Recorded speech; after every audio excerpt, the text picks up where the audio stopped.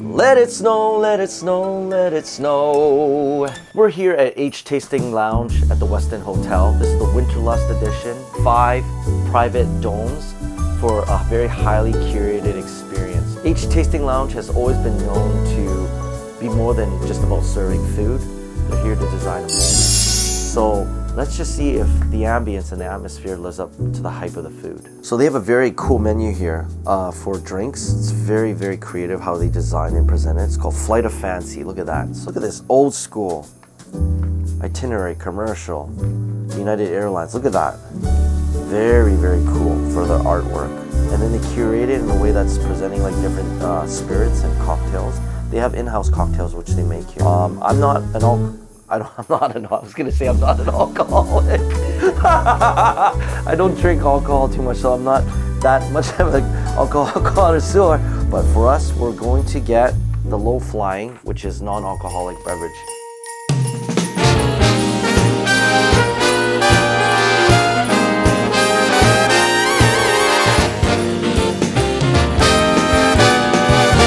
Pull. We got a little bit of acid-adjusted guava juice. Hibiscus tea tanginess with a little bit of sweetness and sourness. Nice palate cleanser. This is called the Safe Escape. Very nicely decorated. This is a statue of something from Hawaii, Polynesian culture. Let's see if it takes me back to Hawaii. Very good, very good. Very coconutty, creamy. We have some pineapple juice mixed in there. This is really good. Condensed milk, a little bit of grapefruit juice in there. This is delicious. Definitely makes me want to be an island boy. I just want an island boy. 'Cause I'm an island boy. Horrible. Anyways, ladies and gentlemen, this is our first dish. We got the honey glazed brioche. This is complemented with a side of date butter and blueberry balsamic. Very interesting mix. Okay, it's very soft. I'm gonna give it a bite first before adding any of this, the complements on the side. Warm, soft, it's delicious, slightly sweet, as it should be. Tastes really good. There's a little buttery flavor and texture in the back. I'm gonna add a little bit of this date butter. Let's try this blueberry balsamic. Very good. The blueberry balsamic and the date butter, you can honestly make do without any of this, but it does add depth to it. In the end of the day, this is simplicity with a lot of restraint. I would rate this a B+, A-.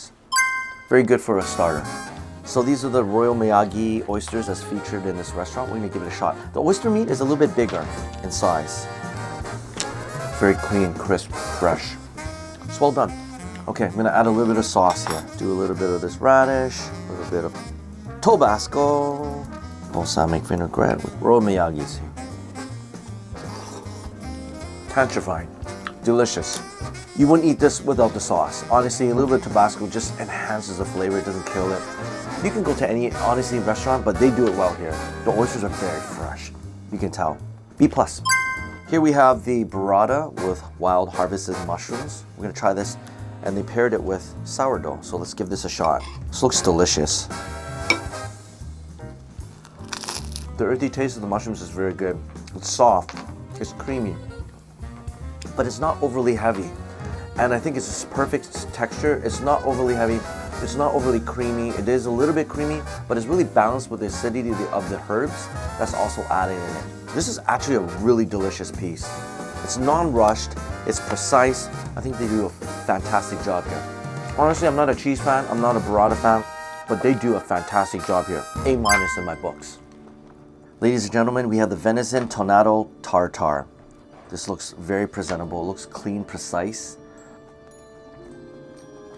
Yeah, so slightly wild venison mixed in with the tuna aioli, which just softens the edge and makes it a little bit less wild for texture and flavor. This dish is actually really well done. So far I'm having a banging of a time here, man. The rawness and the flavor is just so good. It's definitely A- in my books. It's well done, ladies and gentlemen. Ladies and gentlemen, we have the lobster roll, which is very well executed. It's very sweet and tender meat. You can just tell it's just enough dressing in it to coat it, but not drown it up. It's a good rendition of a West Coast version of lobster. By no means is this the best lobster roll I've had. The meat's a little lacking, to be honest with you. Yeah, it's great flavor. You're just here for a little bit of a taste test. But honestly, I wish I had a little bit more lobster meat. And It's a little salty, but it's okay in my books. I would give it a solid B minus. This is the Galician octopus skewer. Let's give this a bite. Now, I'm very particular and peculiar about octopus. If it's rubbery and it tastes very rubbery, it doesn't cut through, you know the kitchen's not ready. So this is actually a true test of whether the kitchen knows what they're doing.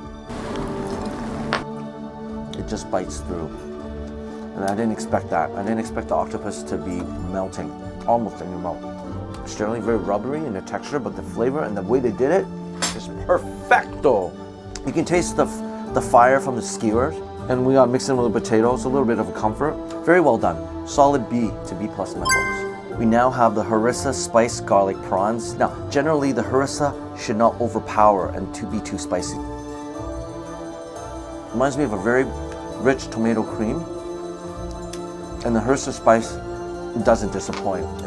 It's not overly spicy. It's a little bit spicy, but the flavor kind of lingers behind a little bit and leaves you just happy to have a little bit more of this.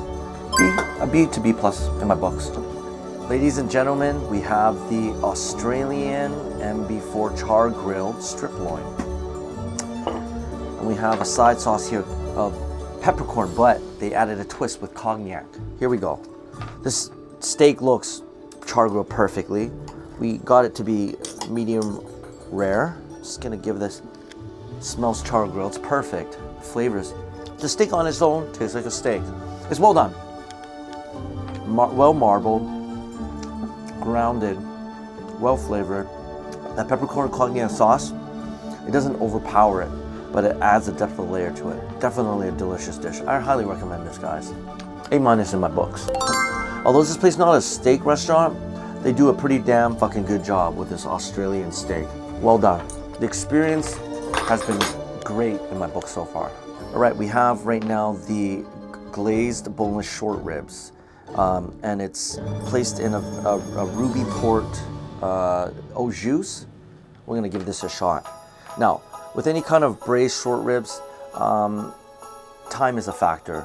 They obviously didn't rush this dish. You cannot take any shortcuts to making a great braised short rib. So I'm gonna give this a shot. Here we go. The juices will spill out as I cut in. So you can see the meat is perfect textures, a little bit moist inside.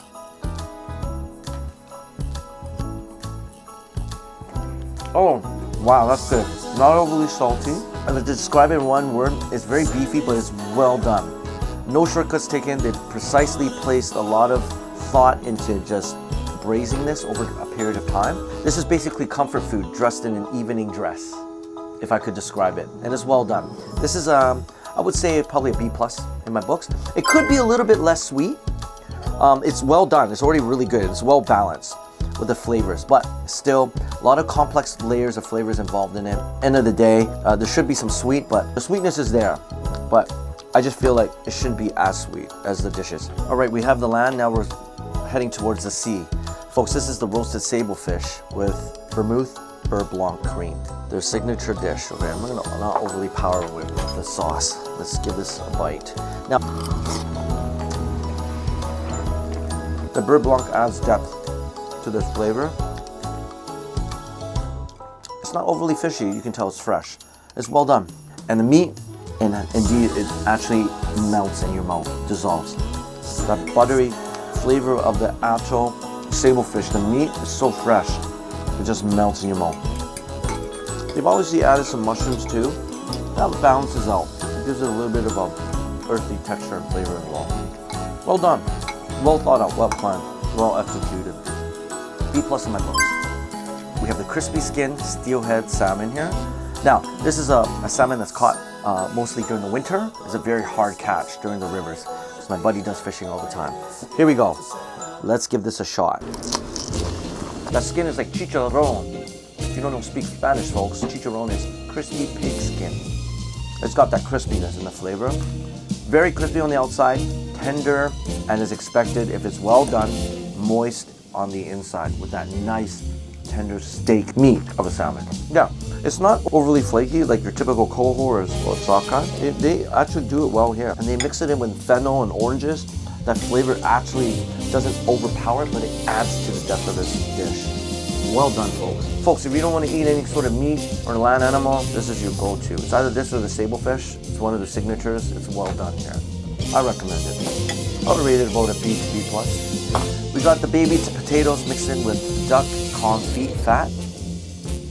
Let's give it a try, ladies and gentlemen. Freshness of the potatoes, I can even taste it. The little potato. You know that duck fat? It actually elevates it. Turns into a simple comfort food mixed in with a little bit of luxuriousness, if there's such a word, or just luxury. Well done.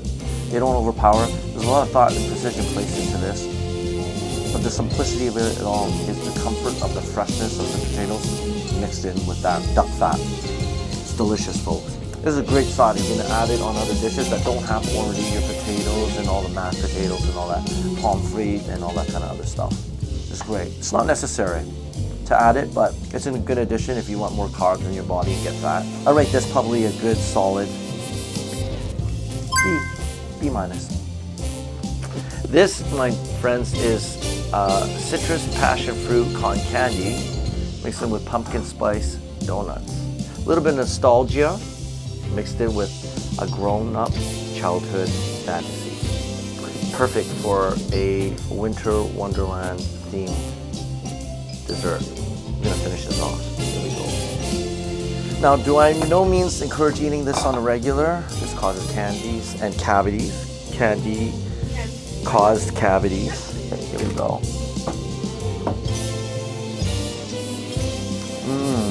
Warm and gooey on the inside, nice and glazed on the outside. Full of sugar, pumpkin spice, something nice, and diabetes. Let's have some of these. This looks like Santa's beard. A little bit lemony, tardy. Okay, taste the passion fruit. You just blended it in there. Very playful. Great idea. I love it.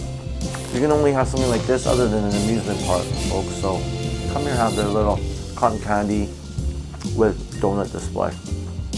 Very fun. It's more for the fun factor than anything. For the taste, actually, I'd say like B, but flavor, or just for fun and everything, A+ in my books. So that concludes the night, ladies and gentlemen. The ambience, fantastic. The idea of having a snow globe for winter wonderland, it's also original. I like it. The food, I would say, is hot luxury dining, but not quite Michelin status. I would definitely recommend this place, any place, for a matter to come over here if you wanted to go on a date. This is very romantic, actually. It could be very nice. Very nice, curated, atmospheric experience. The food, good, but not top-notch, I would say. Definitely recommend coming here for the experience, though. Overall, general experience will be 3 out of 5. Would it come back? Perhaps on a date? Like, comment, share, and let us know what you would like us to review next. Stay tuned, folks.